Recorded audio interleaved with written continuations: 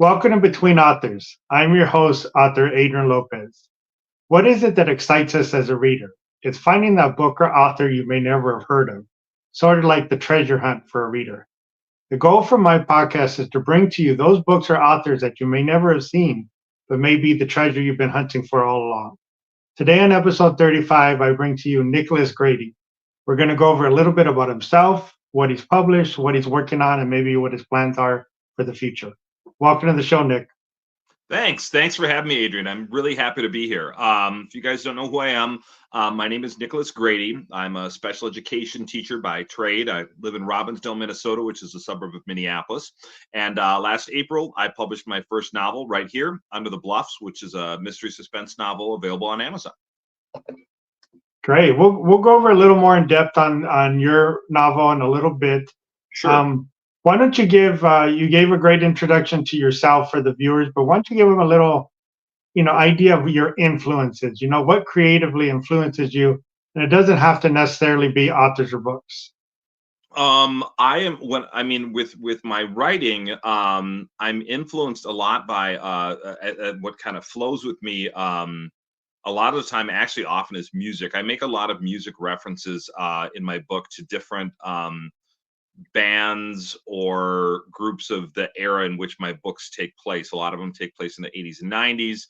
So there's a lot of references to bands from that time period. I reference Soundgarden in my first book and Pearl Jam, and in some of my other books, I reference things like David Bowie and Black Sabbath, Led Zeppelin. Trying to think what else that I've referenced in there. King Crimson is a huge influence actually on the second book, which hasn't been published yet.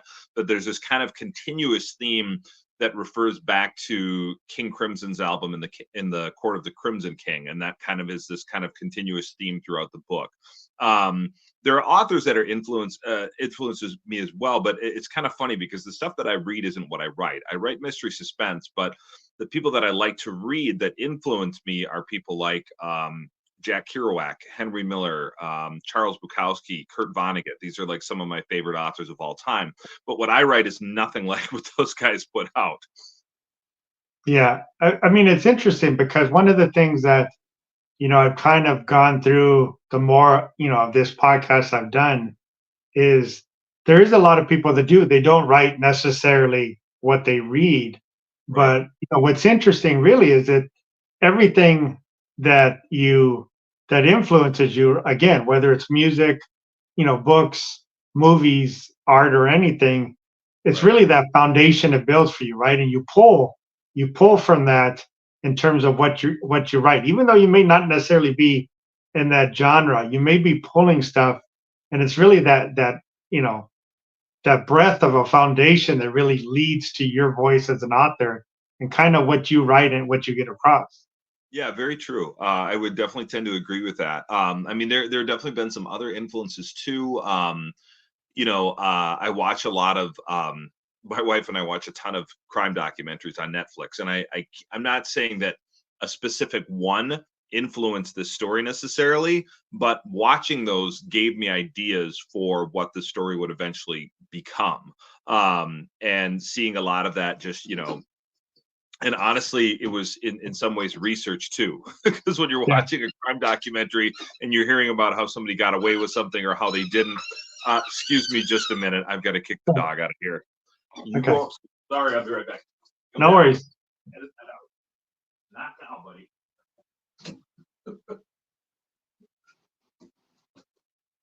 For some reason lately, when I get on camera, the dog is suddenly like, "Okay, it's my turn." So sorry about that. Sorry, No where were worries. we? We're talking about you guys watch a lot of crime dramas on Netflix and stuff. Yeah, a lot of crime documentaries and stuff like Yeah. that. And so there's definitely some influence there as well. I just, when I came up with this idea for this story, I realized that it was going to be some sort of mystery or suspense novel.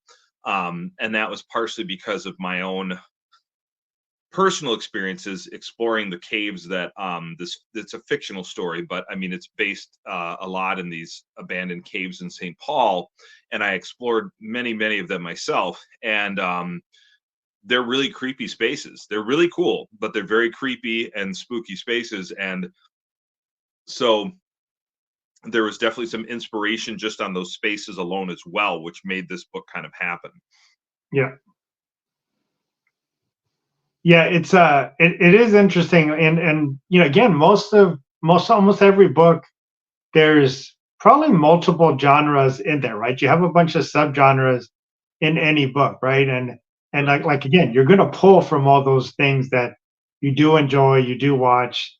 I have a part that's in my werewolf book where the scene, when I was trying to figure out the scene, it did in my mind remind me of a lot of narco scenes or a lot of mafia scenes Okay. where you need to take out the head of something, right? And how are you going to do that? How are you Right. going to get in there and do that? And because my wife and I watch a lot of the same thing. We watch a lot of horror. We watch a lot of those, the crime dramas too. But Yep. I kind of use that as not a scene for scene, but kind of get that feel of how would I do that? How are I you going to do that? And, yeah, and that's just where you pull it from. I haven't had a chance to read your book yet. I do have it on my TBR though. I have like Bloodlines on my TBR. I just haven't gotten to it yet. I will, I Yeah. promise. No worries. No worries on that side. So since we're talking about your book, Under the Bluffs, why don't you give the viewers a little bit of a synopsis about what the book's about? Sure. So this book is, I'd like to describe it as a dark mystery suspense novel. It's definitely not a cozy mystery. It has some very creepy and dark elements to it. It takes place in the 80s and 90s, primarily the 90s, but it starts in the 80s, and it's about unsolved kidnapping cases involving the abandoned caves in St. Paul, Minnesota.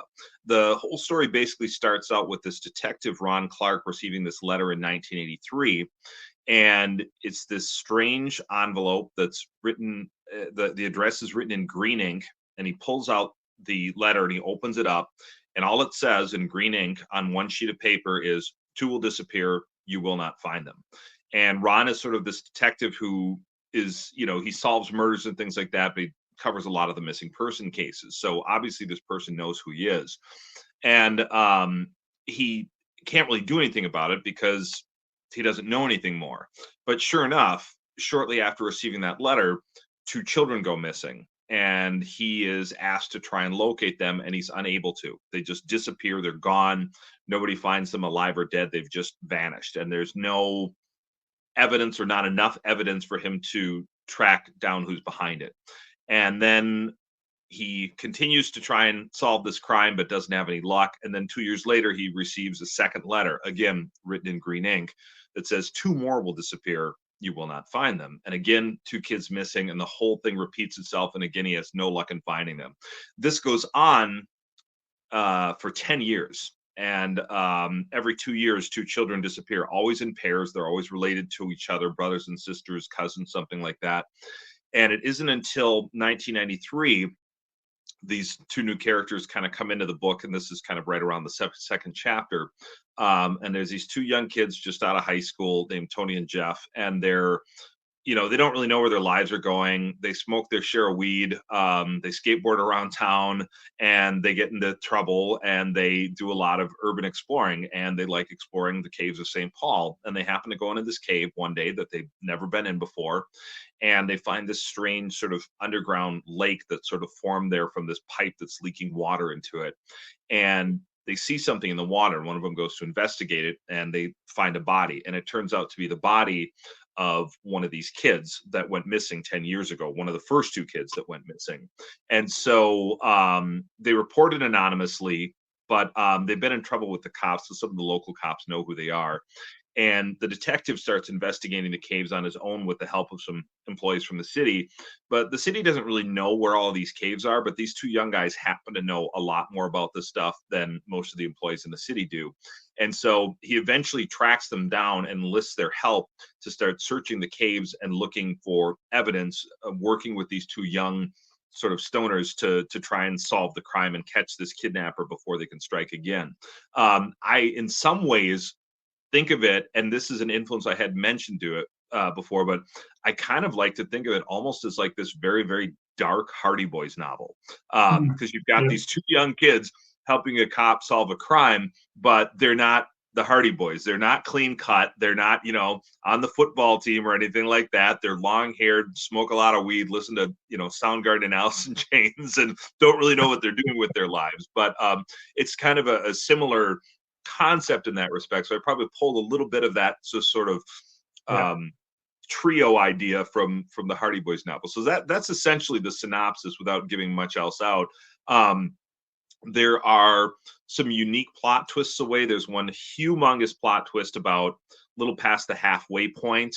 I actually made a video about this earlier today. I like to include in all of my books. This is the only one I have published so far, but in the three that I've been working on, I like to include a backstory on the killer, kind of an explanation of how they became that way, why they do what they do, and what they think justifies it for them. So there's some stuff in there about that too.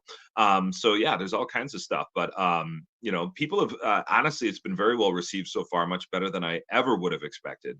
Yeah, great. People have really liked it. The reviews have been good. Today alone, God knows what reason, but the stars aligned, and there have been like 5 or 6 TikTokers, book talkers made videos about my book today. It was absolutely crazy. Like 2 guys reviewed it. Another guy made another video. Somebody got in the mail and made a video about getting the book in the mail today. Somebody else did a video. I was like, oh my God. Like I kept getting tagged and I was like, this is awesome. Yeah. Yeah, it's great when you get all that little side kind of promo for it, because Yep. you know all that stuff helps. All that stuff helps with views to get on your book. Yeah. Yeah, I mean, no, go ahead. Go ahead. No, go ahead. Go ahead. Let me know what you want to say. What I was going to say is, you know, I did manage to get a couple of articles written about it too, which also helped a lot in local newspapers. I got one of them right here. Just says Robbinsdale resident writes crime novel about St. Paul Caves. That was the most recent one. And I did that just by reaching out to news sources and being like, hi, I wrote a book. You want to do an interview with me? And I just kept emailing different people until somebody was like, yeah, I don't have anything going on this week. Sure, we'll interview. And I'm like, yay. Yeah. I mean, you have to, right? You have to try every little thing you can to get it out there. Because because if you self-published, you're a one-person promotional team. You know, you were the only one promoting your book. I mean, yes, there may be some other people who read it and promote it for you. Obviously, you and I both know a lot of fellow authors on Book Talk, and we all push each other and try and promote each other. In fact, I'm reading one of their books right now. I'm reading Dome's book Submerged right now, which I absolutely love so far. So we're all kind of trying to help each other out too. But I mean, yeah, you got to promote yourself. That's the way to do it. And I think that's why I've sold more copies than I would have expected, because I kind of latched onto the TikTok thing a little late in the game. I should have gotten into that before I published my book. I actually did it after I published my book, but now I'm starting to finally, gain an audience through that. A lot of people who have read my book have found it on TikTok and written reviews of it or made videos about it and all kinds of cool stuff. Yeah, I'm with you. I'm pretty late to TikTok as well. Yeah. Most of my stuff was built on Twitter side.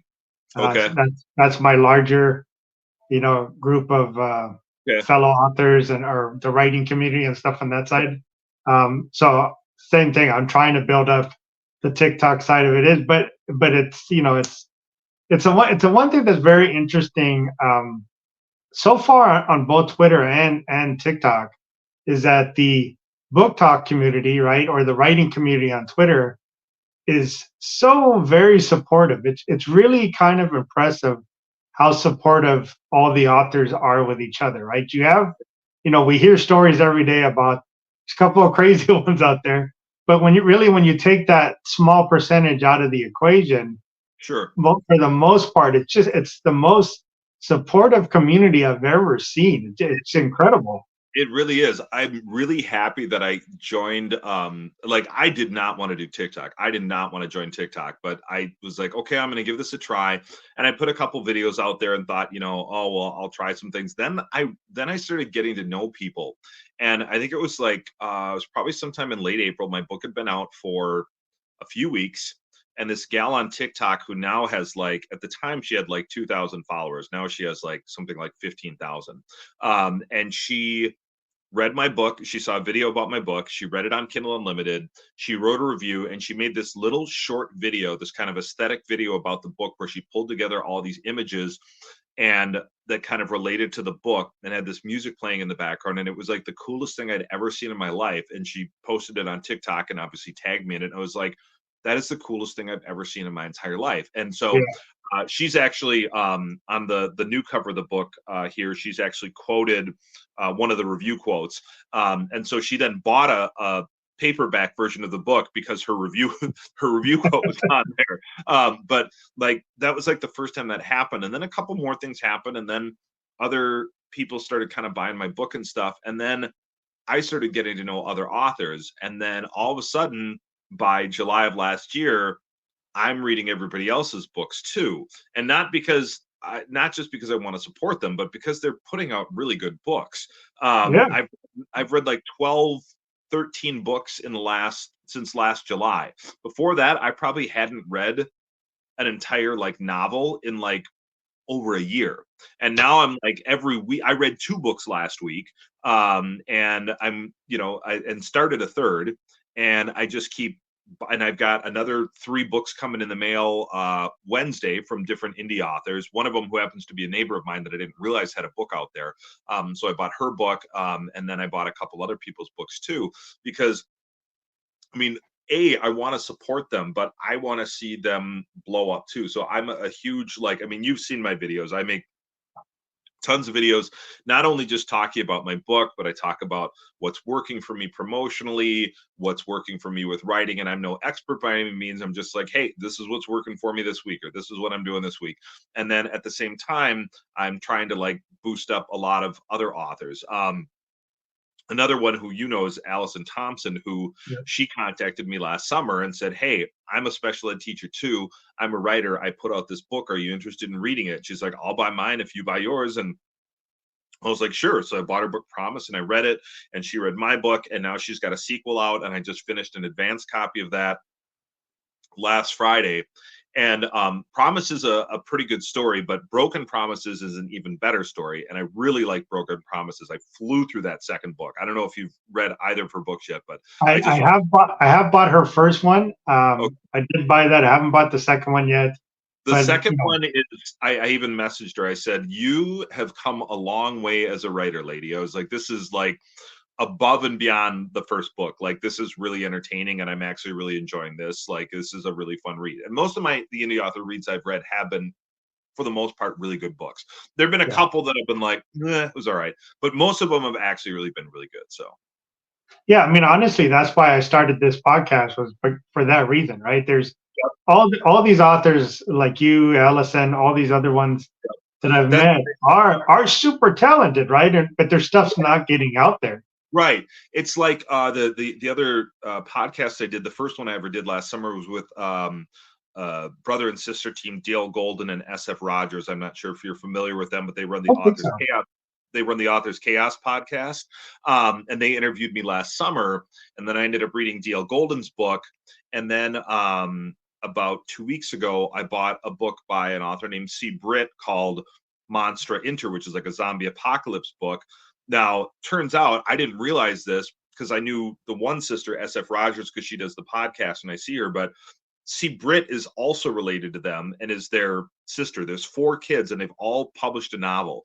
And Dale Golden's book is a fantasy novel. It's absolutely amazing. C. Britt's zombie novel is one of the best books I've read in a long time. Just a really fun, fast zombie apocalypse read, and very unique and original in some ways. So yeah, so there's tons of stuff out there. So it's really been fun to discover that and promote other authors too. Yeah, and one of the things I appreciate that you kind of mentioned there is really when authors come from a different angle on something, and that's the beauty of indie authors, right? Because you don't have to follow any specific thing. You don't have anybody telling you, oh, well, can you lean it towards this way? You could do it any way you want, right? And that's the beauty of it. You get an original viewpoint. It doesn't have to fit the mold. And that's what I really like. And I think that's why I'm enjoying reading so much again now, is because I think that I mean, obviously I'm trying to promote my own book, but I'm finding stuff by indie authors that is different than what I would find in a traditional bookstore or by a traditional author. And it's really good stuff. And it's some of it's way out there, like, but in a really good way. This author, Christian Francis, who writes absolutely disgustingly gruesome fantasy horror stuff, is just brilliant. Like, I love his stuff, but it's really gross. Like, when you read it, it's really gross, but it's good. So anyways, yeah. Yeah, I mean, it's the absolute best for that reason, right? You can do anything you want, essentially, right? You can you can do anything without the template. You don't have to follow the template, and that's the beauty of it.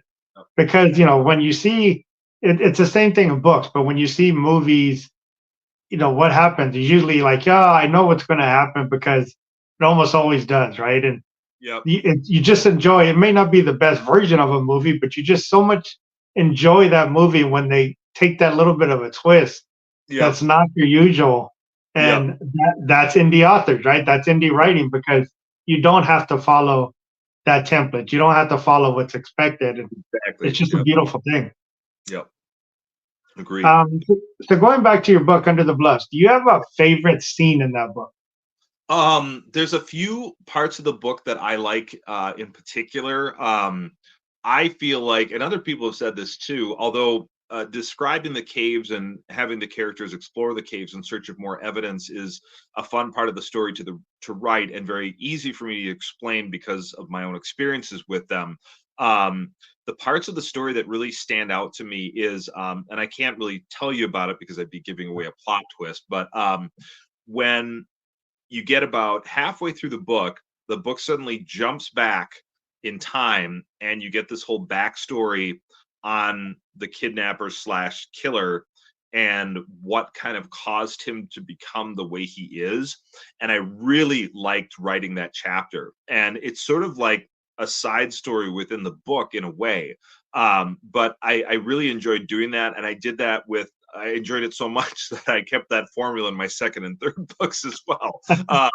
And then also the sort of what I would call, the finale, the showdown at the end of the book. I'm very happy with the way that came out and the way that ended and the way that sometimes you're writing something and you're getting to the end of it and you know that this final thing's going to happen and you're not quite sure how you're going to get there, and then you come up with this one idea and you go, oh yeah, that'd work, and then you write it and you read through it and you check it and you go, yeah, this is good, I really like this. So I love the way that the book ends, and I think it's very satisfying for most of the people who read it. A lot of people have complimented the ending of the book and how the book ends. So clearly I wasn't the only one enjoying it. So Yeah. I mean, and that's the thing. I go, a lot of the times I mention on here about letting that story organically grow and not holding yourself maybe to your original concept, or your original outline, or whatever your original thought process was, right? Because yeah, as you're writing it, there's things that happen that will probably change that, my and outline that's what always happens, right? changes. Yeah, my outline always changes. I mean, I come up with initial outline. This happens, this happens, this happens, this happens, this happens. That's kind of how I break down my chapters. But there's always something that gets changed or added as I go. Or sometimes I get to a point in an outline where I'm not sure where to connect something with something else, and I come up with an idea that makes it work. Um, like the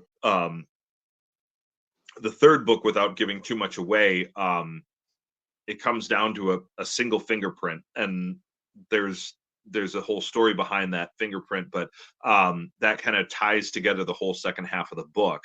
In the second book, when I wrote that, I had my initial draft and I sent that to a friend of mine who had arc read my first book, because she had given me some really good feedback on it. So then I had her arc read the second book, and she came back with a little more feedback than the first book. She was like, well, this needs to be more believable. I need more with this, and I need more with this, and I need more with this. And so I ended up changing those things to make it better fit and make more sense and make it more believable. And it ended up kind of extending the story and adding quite a few new sections to the book that hadn't been there before as well, that I think are very, very good and just add to the story of the second book, which will be coming out this spring, I hope. Yeah. I think I saw mentioned somewhere maybe April or something is what you were saying, or I'm hoping for April. I'm not going to hold to that. I mean, that's kind of my goal. I would like to release it. This one came out April 12th of last year, and I would like to see the second book come out sometime around that time period. But you never know. Like, I mean, so right now I'm kind of in a holding pattern because I've done everything that I can do with it. My wife is kind of doing some edits on it. After the first book, she's like, you've written a really good book here, but you know how I am with grammar. And although it's fairly well grammatically written, there's some things that I would correct and change if I were to get my hands on it. I was like, okay. And she was like, so I'd really like to go through your second book before you publish it. So she's busy, so she hasn't had that much time to look at it. She's looked at like the first 20 pages or so, but hasn't had much time otherwise. She does know that I want it out by April. So I'm really going to start harping on her in February to get through it so that I can then maybe do some final edits and publish it in April. And I don't have a cover and I haven't formatted it yet. I mean, it's nicely, margined in MS Word and stuff like that, but it's not ready to be published yet. And then I have to connect with the guy who did the cover for this one, as well as the formatting on this new version, and see if he's willing to do that for me again. Hopefully he'll let me pay him this time. He wouldn't let me pay him last time. He just did it for free. So that was pretty cool. Another guy that I met through TikTok. So yeah. So let's go on the opposite side of that. You told us what your favorite scene was. Did you have a hard scene in the book? Yes. So I, without giving a whole lot of way, again, because I want people to read this and sort of unravel these things as they go. But this kidnapper in the first book, who's basically ending these children, there were scenes involving him that were really, like, I wrote them. It wasn't necessarily hard for me to write them, but when I read through them afterwards, I was kind of, lack of a better term, almost like not necessarily disgusted with myself, but I was like, where did I come up with that? Ooh, like, where did I come up? That's really messed up. Like, where did I come up with that? How did that come out of my mind? So, and there were parts of it where I kind of got a little squeamish almost as I wrote it myself, because I was like, this is really creepy, like what I'm putting down on paper right now, but that's what's coming out of my head, and that's what my brain is telling me to write down and make part of this story. So yeah, there was another author that did, I think it was a murder mystery as well, and he had a character in there that the readers kind of really took to it. Same thing, right? Just a completely disgusting character, just everything about the person. And I had asked him that question about, you had such good feedback from the readers.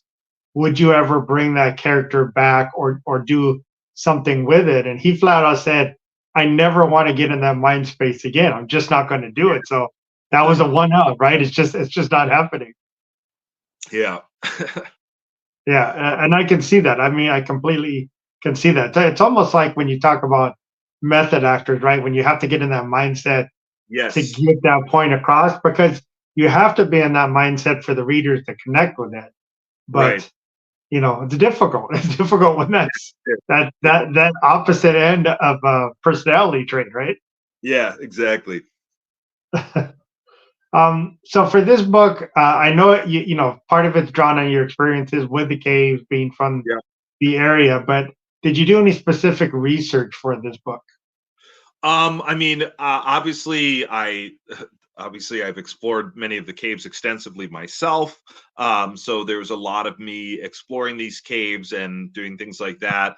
I have watched my share of crime documentaries and more episodes of the first 48 than I'm willing to admit, and shows like that, where I learned a lot about how cops work and how they do things. I didn't deliberately do it as research. It just happens to be something I enjoy.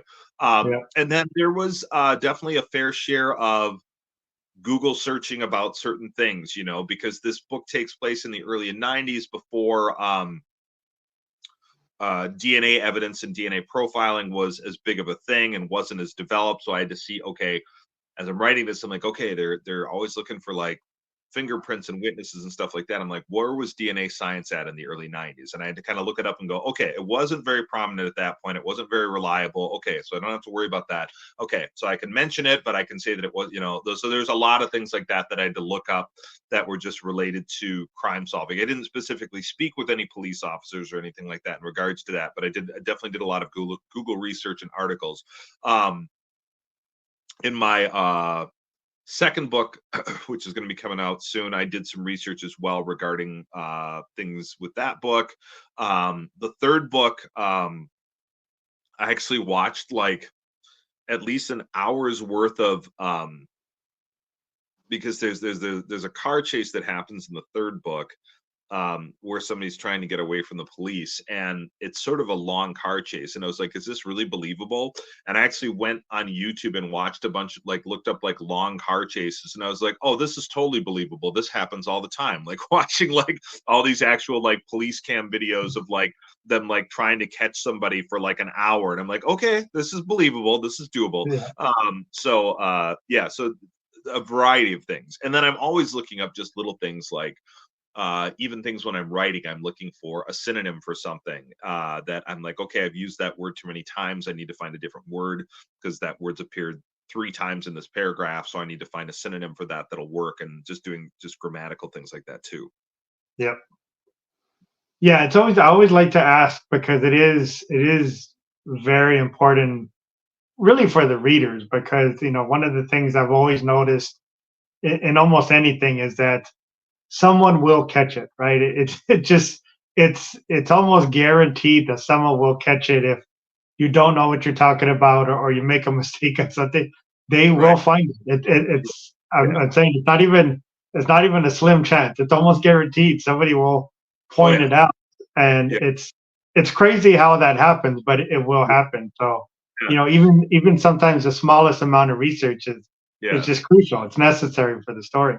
There was one review of my book, and I'm not disrespecting this person because that was their opinion. They're obviously entitled to it. And it wasn't a bad review. They gave it a 3-star review. They enjoyed the book, but the one thing that they had mentioned was that they thought that the way that the two stoners in the book talked was inaccurate, which really surprised me because those two characters are basically my buddy and I from high school and exactly how we talked. And I was like, really? You thought that was, and I didn't like message her about it or anything, but I was like really surprised when I read that. I was like, that was, if anything was from the heart in that book, it was those two characters. I literally wrote how my friends and I talked in high school in the Yeah. 90s. Like, bottom line, like that is how we talk. So it's Yeah, kind of I surprising mean, that. and it's crazy. I mean, we keep hearing these things about authors getting upset with reviews, but you can't take it to heart. There's no way you're going to get everybody to like it. There's one author,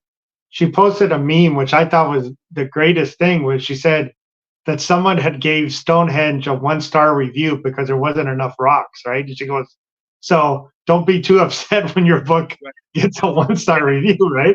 It's I just made you're not gonna impress everybody. Right. I've made videos about that too, saying that, it's fine. Not everybody's going to like what you've written. It's just like the example I use, the analogy I always use is in the early, like probably around 94, movie came out, Oliver Stone film Natural Born Killers. You've probably seen Mhm. it. Yeah. With Woody Harrelson and Juliette Lewis. Now, I was totally excited to see this movie, and I got up the day the movie came out, and I looked at the review in the local newspaper, and this guy gave it 0 stars. He'd never given a movie 0 stars ever, and he said, "I've never given anything 0 stars, but this is 0 stars. This movie's complete garbage. This and that." My buddy and I were like, "Screw it, we're still going to see it." We went and saw it, absolutely loved it. So, I mean, it, it's just, You it's can't, just, right? yeah. There are people out there that probably think that Hootie and the Blowfish are the greatest band in the world. I'm going to probably disagree with them on that, but I mean That's just the way it is, So books are no different. Some people are going to enjoy your book and some people aren't, and some are going to like it better than others, and that's fine. I mean, I consider, if I get a 3-star review, I consider that a positive review. That means somebody enjoyed the book, maybe not everything about the book, but they liked it. Yeah. I mean, I've had I don't have too many negative reviews out there. Most of my reviews have been 3 stars and up. The majority of them 4 and 5-star reviews, which is great. But I've had some negative ones too, and a couple of them hurt a little bit. But I'm like, okay, that guy just didn't, that person just didn't like it. That's fine. They're entitled to their opinion. I have put it out there, so they are allowed to share how they feel about it. That's part of the deal, and that's fine. Yeah, I mean, it's just not going to happen, right? You're Right. just never going to be able to get everybody to like it, and it really goes back to, it's one of the things I do mention on here off and on, and it goes back to the younger writers or authors that are trying to do traditional publishing and querying, is that not to take a no as something against you, right? Because it really isn't. It's one person that Yeah. read your manuscript and just said, "Not for me" or "Not for us." And nothing against your talent or the story. It's Right. just you. It's one person looking at it, right? And you have to get into the thing that it's not really against you. You just gotta, Right. yes, is it hard to keep getting the declines and stuff, but you got to realize it's always just one. It's not a board of people reading it, and a Right. majority. It's one person that has to get through, and Right. it's just especially when you're an author that is doing your own unique voice, right? And it's not something they necessarily have seen. Right. Uh, they're not going to understand it, right? And it's going to be very hard to get it accepted. Right. Yep, I would agree with that. I was thinking about, because we were talking about this, I started thinking about, there's books out there, that people say are the greatest books ever written that are not necessarily books that I have enjoyed. Like I remember in high school, we had to read The Great Gatsby, and I'm terrible for saying this because I'm from Minnesota, but I hate that book. Like some of the film adaptations have been okay, but I really, really didn't like that book when I read it in high school. It just wasn't my thing. And then another one, a little bit more of a cheesy book, but in the early 90s, and it was eventually made into a film. The Prince of Tides was this like big book, right? I can't even remember who wrote it, but I'm sure you've heard of it. And a friend of mine gave it to me for my birthday, and I DNF'd it, man. I got 100 pages into it. I was like, no, nope, this is garbage. I was like, I hate this book. Like, I'm sorry. Like, thank you for the gift. I didn't tell her that, but I was like, so did you finish it? I'm like, I'm working on it. I was like, I could not. I hated it. So, it all depends on what your opinion is. Now, that was a book that was like huge bestseller, very well received. Everybody liked it. Everybody raved about it. Big, huge movie made with, I think, Nick Nolte and Barbara Streisand or something like that. It Yeah. was this huge thing, right? Couldn't stand it, so you never know. Yeah, and it's just never going to happen, right? You can look at music, you can look at movies, you can look at anything, and Right. there's stuff that's universally loved that you may go, I can't stand that, I hate that, Right. and Yep. that's just what it is, right? It's just not going to appeal to everybody. Right. And that's what you have to understand as an author is that it's not going to be something that everybody's going to like. Now, I had a gal who started reading my book a while back who had gotten it on Kindle Unlimited, and she's like, I'm not really into mystery, but I'll check it out. And she messaged me like 2 days later, and she's like, I read about 30 pages. This really isn't for me. I'm just more of a romance person, and I don't think I'm going to enjoy this. So I'm not going to leave a review or anything, but it's just not for me. And I'm like, that's cool. That's fine. That's Yeah. your opinion. Like, that's totally cool. Yep. Um, so I know you're working on book 2 and 3 Yep. essentially for this. Do you plan on this staying as a trilogy? Are you going to let it kind of tell you how many books it's going to be, or do you think that's where you're going to finish it at? I think I'm going to let it tell me, but honestly, with the way that the third book goes, I don't know if there's going to be a whole lot more that I'm going to be going to be able to do with this group of characters. Even in the third book, they're kind of starting to, not deliberately, but they're sort of growing apart in some ways. And there was one character that was harder for me to include in the third book for certain reasons. And so I think at the end of this trilogy, I might try something different. What that will be yet, I don't know, because I'm still kind of sucked into these books right now and getting these ones finished and published. I did write a little short story for this book that's going to be coming out in a couple months. I don't know exactly the date, but a bunch of indie authors wrote short stories for this book called Last Day Under the Sun. And that is going to be an anthology of short stories all about last day on Earth or end of the world. And all the proceeds are going to go to some sort of literacy based charity. So it's going to be a big fundraiser project. And that one actually took a character from Under the Bluffs and I put him in a zombie apocalypse. So kind of like an alternate universe of this book. And I actually quite enjoyed writing that story. In fact, I had written the first book here, and then I'd written the second book, and I had ideas for the third book, but I hadn't started it yet. And then in December, I worked on that short story, and that suddenly got me going on the third book. Which is still, in the early phases. I mean, it's a first draft has been finished, and I've gone through it a few times, but it needs a lot of work. It's not close to ready yet. Yeah, but that's sometimes what it takes, right? Getting you out of that mindset, because sometimes you see something so much, you lose sight of what it is, right? Right. And taking yourself out of that, even for a short bit, like you said, it kind of sparked the imagination back for your original story. And it's just, sometimes writer's block is that. It's like, it's not forcing it. Don't force it. Get yourself out of it for a second and doing something to get you on that side. It's great. I need to check out, when you get a chance later, message me that zombie book that the other sister did.